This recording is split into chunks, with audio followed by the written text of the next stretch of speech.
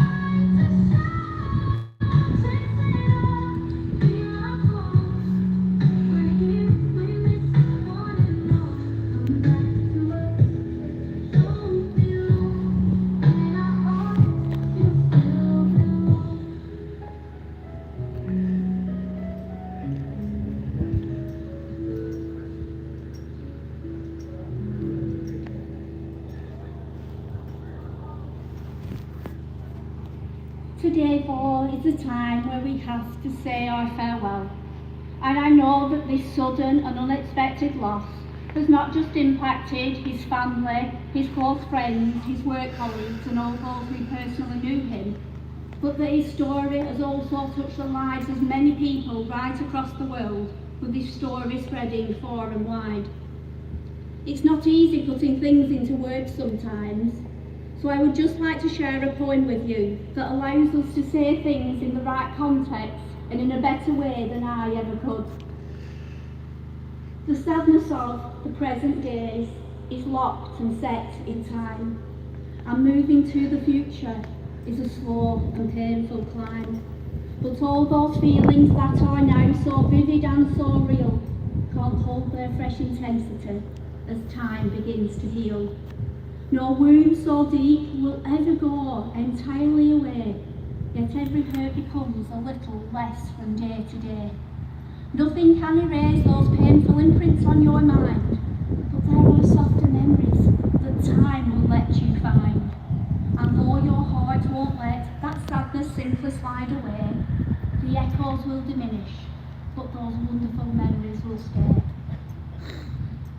During the service, we will give Jay a heartfelt farewell as we bring to the forefront of our minds some of the memories we have of Jay and listen to some specially chosen music by the family as we reflect on the times that he has shared with family and friends, as these special memories that you all have, and not just for today or for tomorrow, but will stay with you right here in the safest possible ever place, where no one can take them away from you, and his memory will always continue to live on through all of you. Today I brought with me this candle, which is a symbol of light to mark the celebration of Jay's life. As even though Jay touched our lives so briefly, he's someone we cherished and loved very, very much. And as this flame burns bright here today, it helps us to remember the light that Jay brought to all of our lives.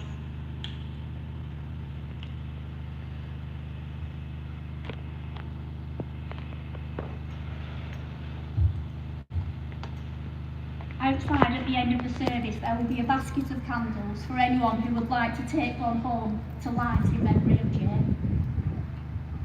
It was lovely to sit and have a chat with Jay's family to find out a little more about Jay's life, so I can share a few things with you in the way of a tribute in a few moments. But before I go ahead and do my bit, I personally feel it's always a little nicer for someone's life story to be told in a more personal way. So I'd now like to invite up some of Jay's friends, James Meager, James Curry and Joseph Owens. But to most of you, Meager, Jim Bob and Joe Bo. So we will listen to a few words from their brother from another mother. And what struck me was that these close friendships, although each of them was unique, they also had many similarities too. If you'd like to come forward, lads, please.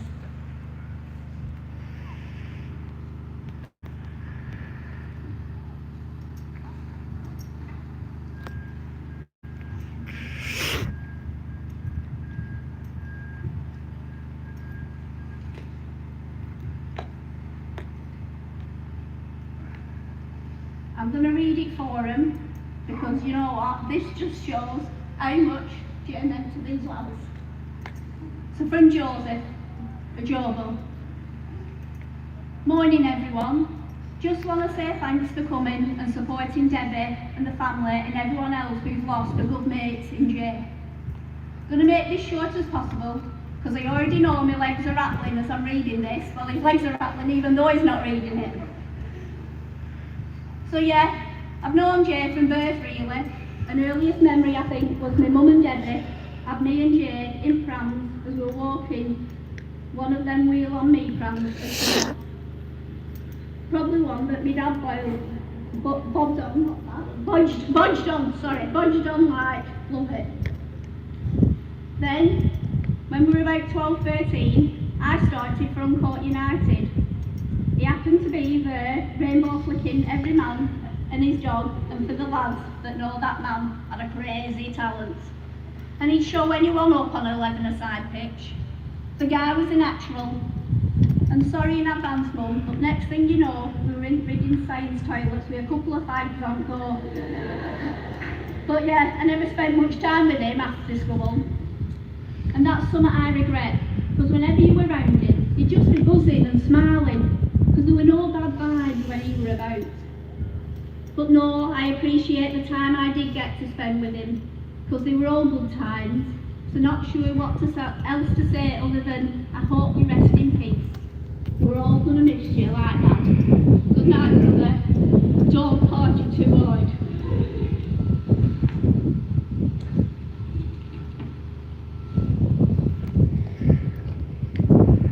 So now we've got one from James and one from James. I met Jay just before starting high school together.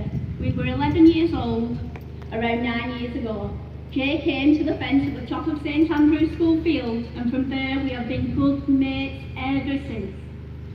We then went on to start readings together, and from there we've been inseparable.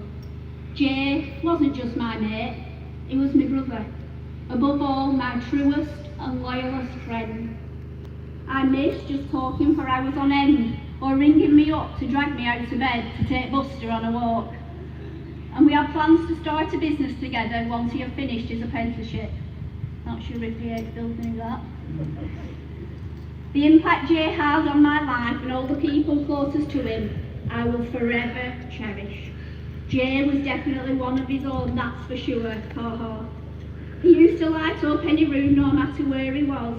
He was always dancing and bopping about with that silly smile on his face. I promise to look after your best buddy Buster and of course your mum Debbie. Love you always, brother. Keep partying hard up there. I will do you proud, my mate. Until we meet again, your pal James.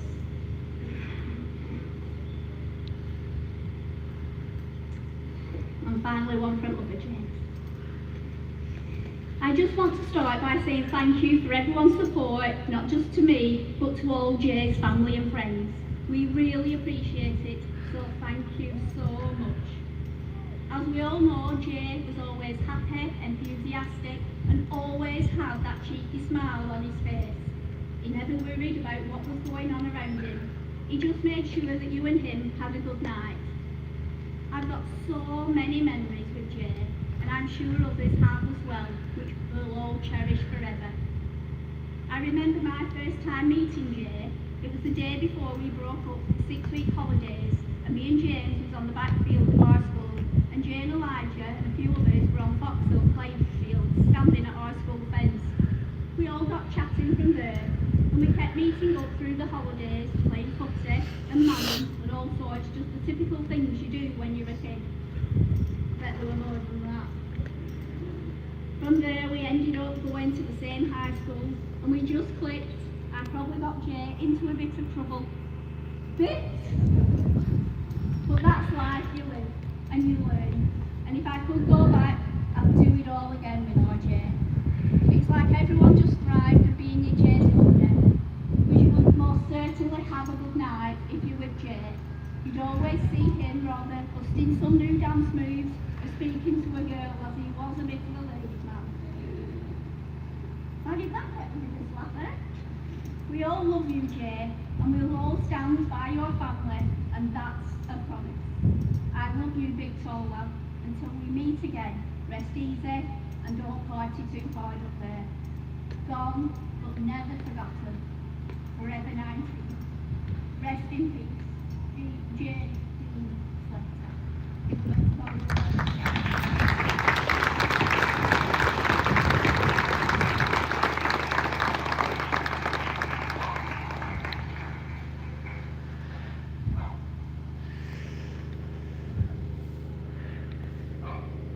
Thanks, lads. I know how much Jay meant to you all. It has to be said that the tribute I'm going to share with you is a bit tame, really, as we can't share some of the memories and times that Jay got up to. But as we put these aside for now, they can be maybe shared a little later on afterwards. So my tribute starts at the very beginning when Jay was born on the 26th of April in 2005. He will grow up in the family home along with his parents, Mum Debbie, Dad Warren, becoming the younger brother of Zach. Family meant everything to Jay. From his immediate family of Mum, Dad and Zach, to also his Uncle Glenn and Auntie Katie, his two cousins, Maddie and Tilly, who adored Jay so much. He was always so loving and caring towards them. He also had loving grandparents too, in the way of Doreen, June and the late Dougie. Friends though, as we know, are the family that we choose for ourselves.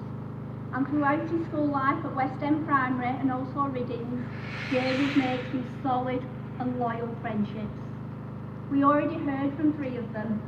He was also really close to Jake and Brad, just to name a few more, with Brad's little sister Lottie also being someone else who Jay always made time for and who returned that same affection. There are simply too many friends to mention.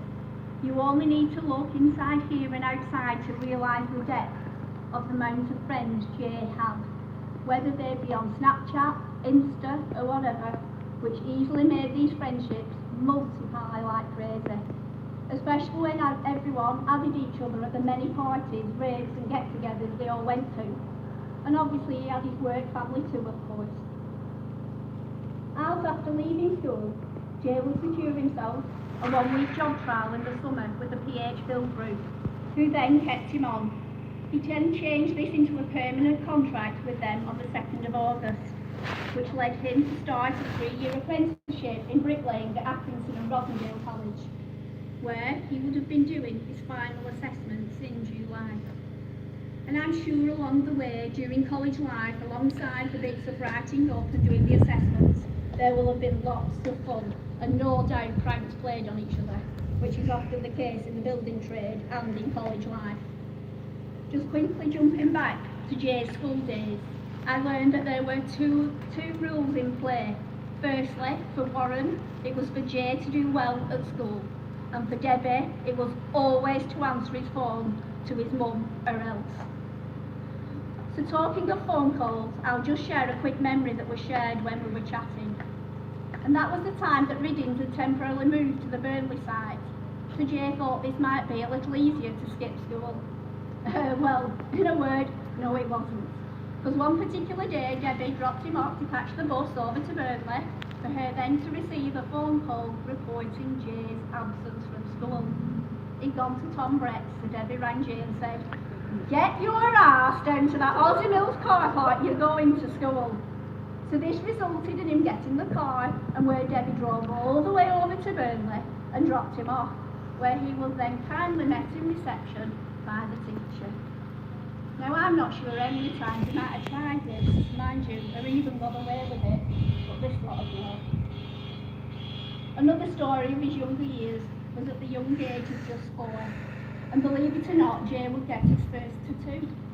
Well, not in the way you would have thought though, as this came as a result of setting off on a skateboard at the top of an hill, whizzing down too fast, which then resulted in him being unable to stop, with him going top speed underneath the car, with the exhaust leaving its lasting mark by taking all the skin off the front of his leg, resulting in a scar looking similar to that of a black tattoo, which has stayed on his leg ever since. We know that a big part of Jay's life at the weekends revolved around football, with him playing for Huncourt United since the age of 6, right up until he was 17. He also did a few seasons with the Sunday team at St Joseph's too.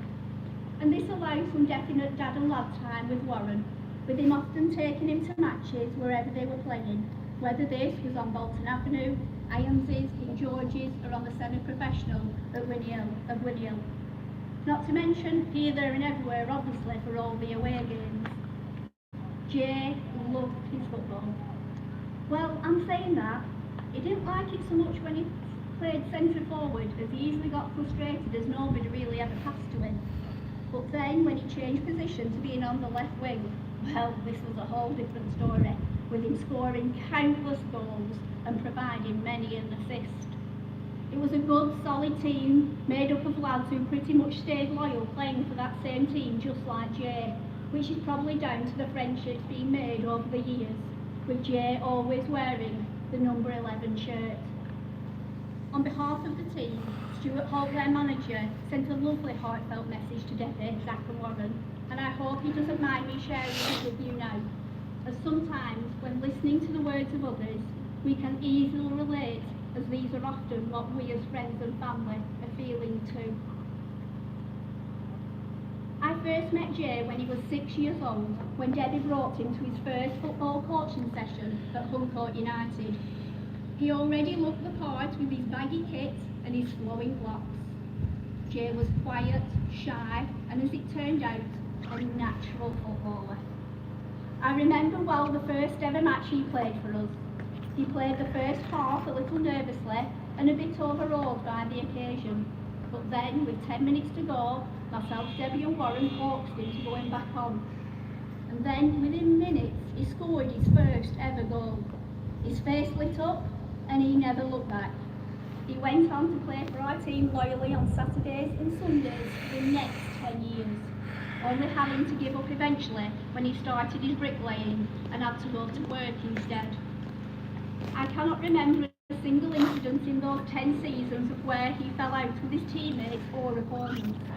He just turned up, usually at the last minute, as he liked to sleep, but he always played with a smile on his face and was just happy with the ball at his feet and playing with it alongside his teammates.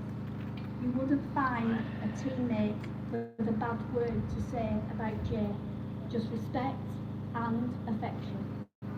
It was a privilege and honour for us to call him your teammate. Rest in peace, Jay. From Stuart, Roy and all the lads. A short while ago I mentioned that today would have both memories and music. So as we reflect on the first part of our service, a specially designed photo tribute created by Isla, just capturing a few of those precious memories, will now play.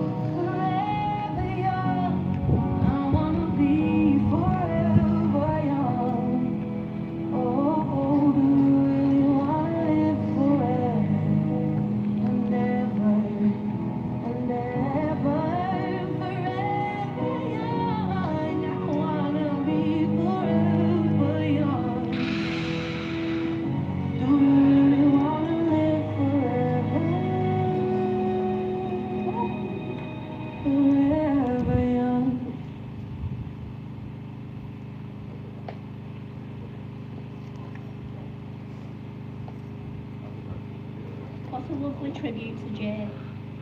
So continuing with the tributes, this time it's in the way of a few memories of summer holidays with Debbie and Warren, with them always making sure every summer they had a family holiday, whether this was going camping or going abroad. I'm just going to tell you a little example of the special bond that Jay had with his mum from a very early age. This was going back to one of the first times that they ever took Jay away on holiday abroad, and where Debbie's mum and dad, June and Dougie, went along to help out. And you know when you go on holiday and there's that usual screaming baby at kids sat behind you on the plane? Well, on this trip that was Jay. Because all was fine until Debbie got up to the toilet and walked away, and this resulted in our little Jay crying and screaming his head off.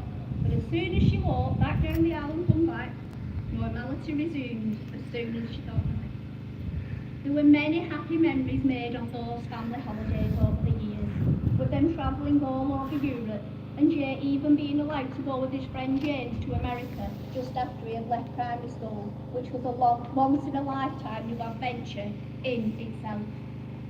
This particular holiday also resulted in Jay being typical Jay, as the family on arrival had a few issues with their credit card travel card at the time, where they had no money for food, for drinks, and were at the point of starving. Luckily, all got resolved within a day, but then Jay went on to announce he actually had all his spending money in cash on him in dollars. And here they were, all doing without money all that time, and Jay was sat on over $100 in his pocket.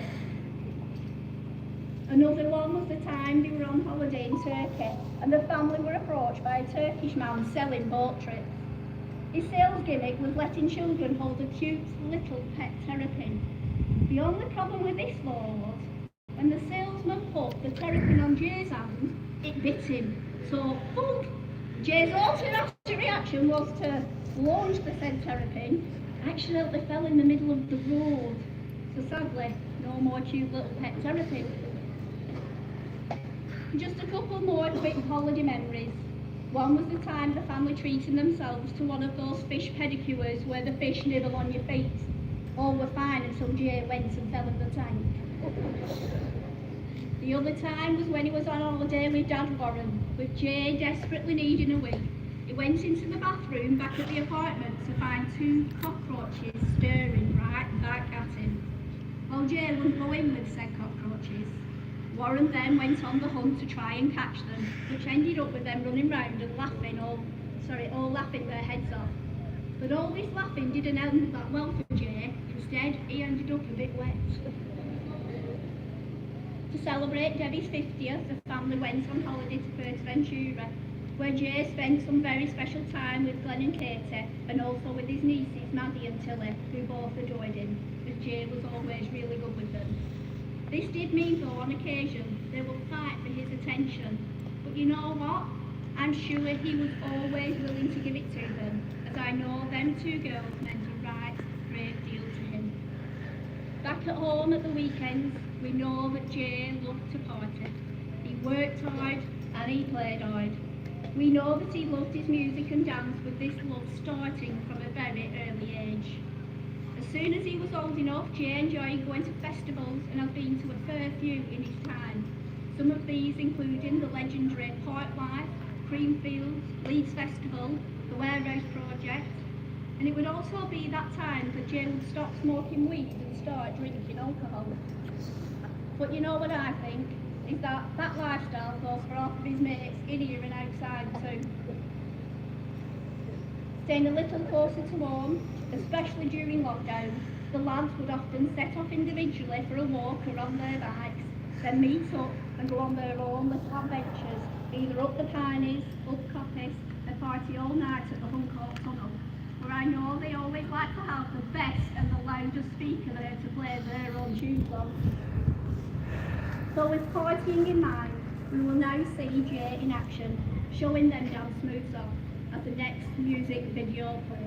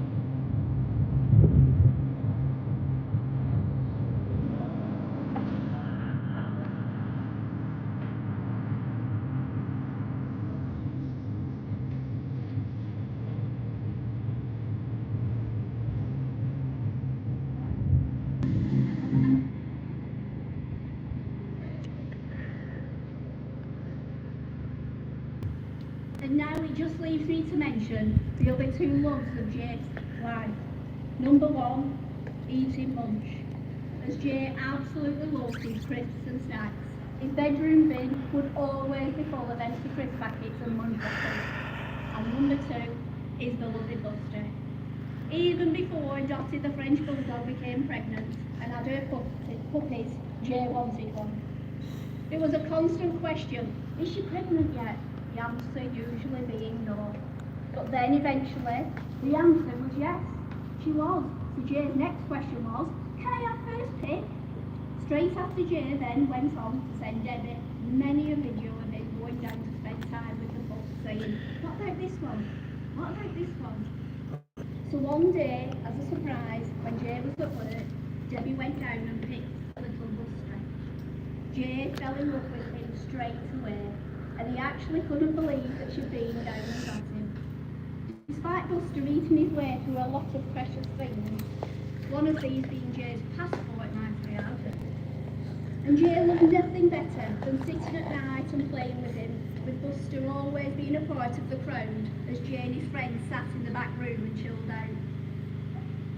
We know that Jay touched the lives of so many people.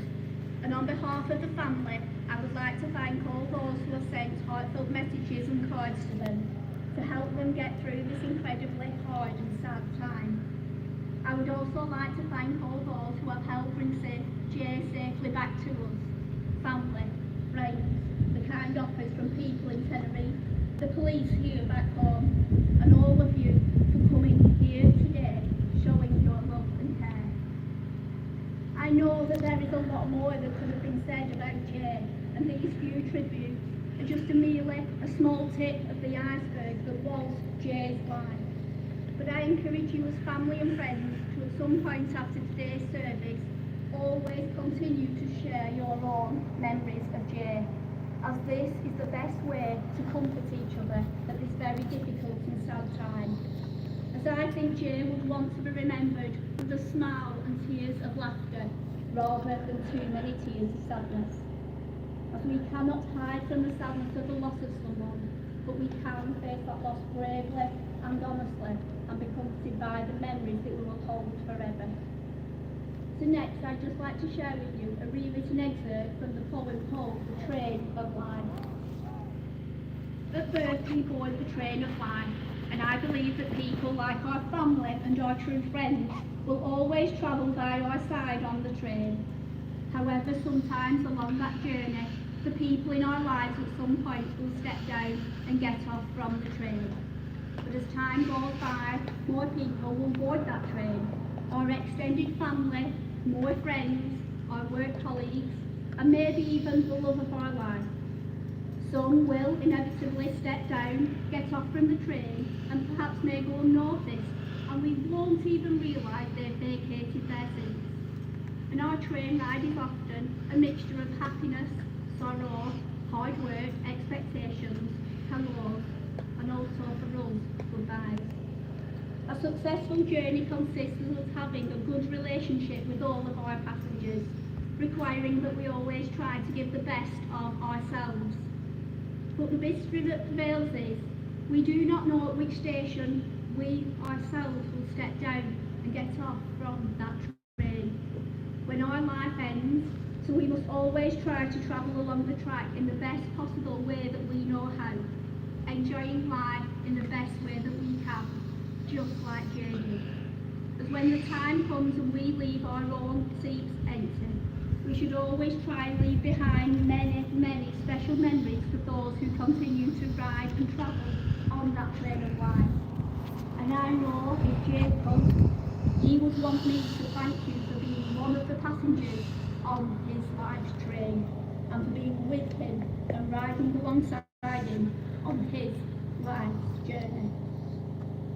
Everyone here today have all been fortunate to have been a part of Jay's life, whether this was large or small, or for a long or short period of time. And we are thankful for the many wonderful memories that he leaves behind in the hearts and minds of all those he loved, and of all those he was loved by. And at this funeral service today, as we have reflected and remembered just a few of the things that went on during that life, celebrating the life he lived, the one he shared with all of you. I also hope today does three things. Firstly, it clearly shows the love and affection with which he was held, and the hearts that he touched when he was taken from this world far too soon. And a clear side of that is shown by you all coming here today to pay your own last respects. Secondly, it provides the opportunity to remember Jay in our own independent ways, and for us to celebrate the wonderful, kind, caring person that he was. So as you talk and chat to remember Jay, please also comfort each other with a simple hug or share that great big Jay smile, just like Jay always did. And lastly, it enables you to say your goodbye, and from this day forward, change his physical presence to the one of memory. And although there will be many tears of sadness, I do hope at some point today there will be some tears of laughter too. As Jay lived life, he was lucky to have such a loving family wrapped around him, as well as some very good and loyal friends. So as our celebration of life service here in the chapel comes to a close, I'd just like to share one final poem with you. Feel no guilt in laughter. He knows how much you cared. Feel no sorrow in a smile that he's not here to share. You cannot grieve forever. He wouldn't want you to. He'd hope that you would carry on the way you always do. So talk about all those good times and the way you showed you cared. Remember the days you spent together and all that happiness you've shared. Let the special memories surround you, and a word someone may say will soon recapture a time, a place, a day that will bring him back so clearly as though he were still here, and fill you with the feeling that he is always near. For if you keep those moments, you will never be apart, as he will live forever, locked safely, right here in your hearts. Our service celebrating Jay's life here has now come to an end, so may the memories of Jay rest peacefully in your hearts. So to finish here, we will have another photo tribute. Once the photo tribute is finished, if I could please ask you to remain seated until my call comes forward to escort you out. And for those watching outside, if you could please just give us and the family plenty of space as we place Jay back in the carriage to make our way up to his place of rest. We will then make our way up to the top of the cemetery, and anyone who wishes to join us at the graveside, please can you leave your cars parked where they are for now and follow up on foot behind the cortege. Thank you.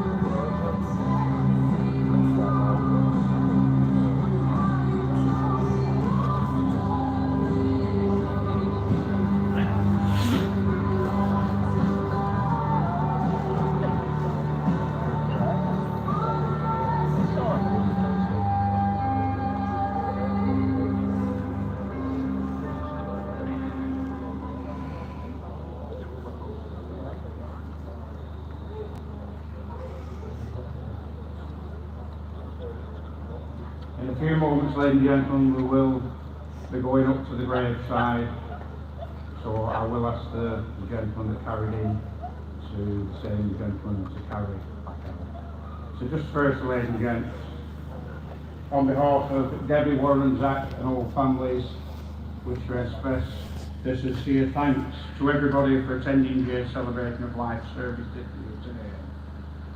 Thank you for all your ongoing support and love to the family.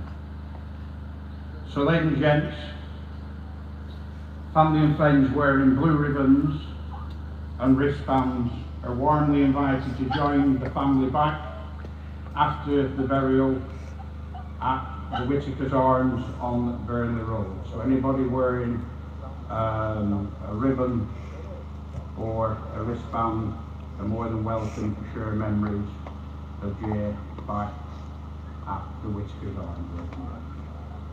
So on behalf of all the family, ladies and gentlemen, please do stand. Thank you.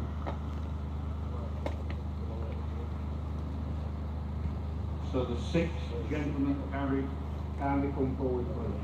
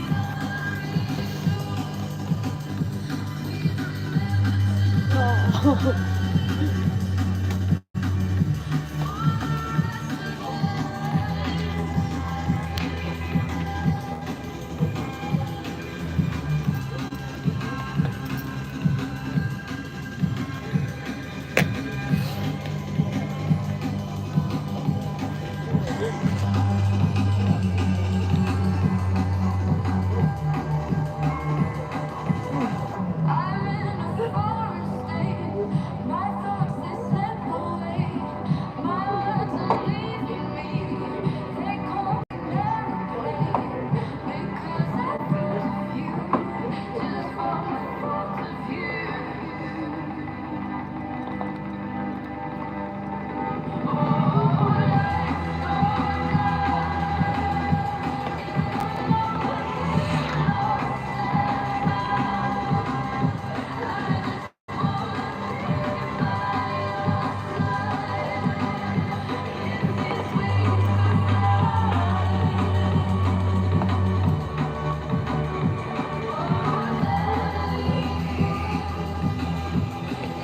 love them. I will love them.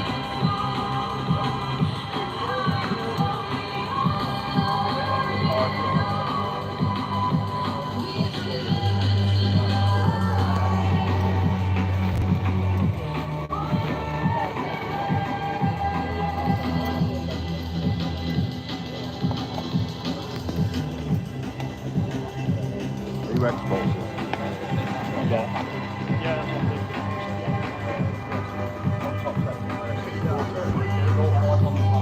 You know the story about his friend? Ah, yeah. Yeah, you know about Chris? No, so he was the expert soldier that went into the ravine, All right, yeah, yeah, yeah. and then there was Adrian. Yeah. There was one person in the office room, the Welsh guy. Right, okay. That was me. All right, okay.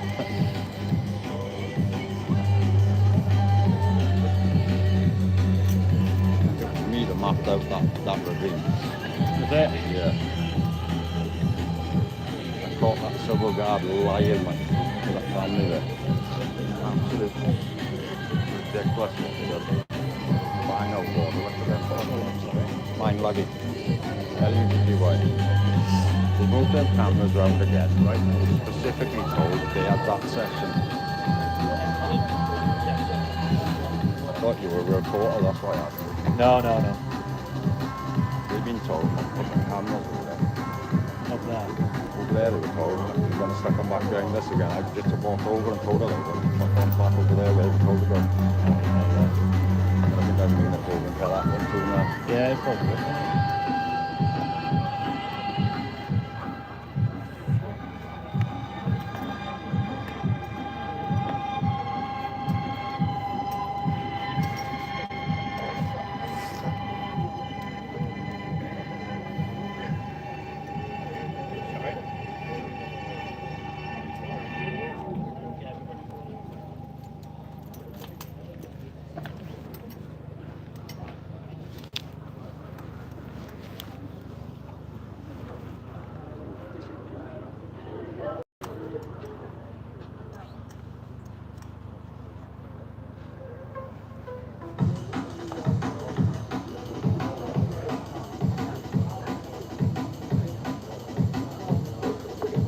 Right, ladies and gents, we are going to walk up to the grave now. Down to follow us on. Thank you.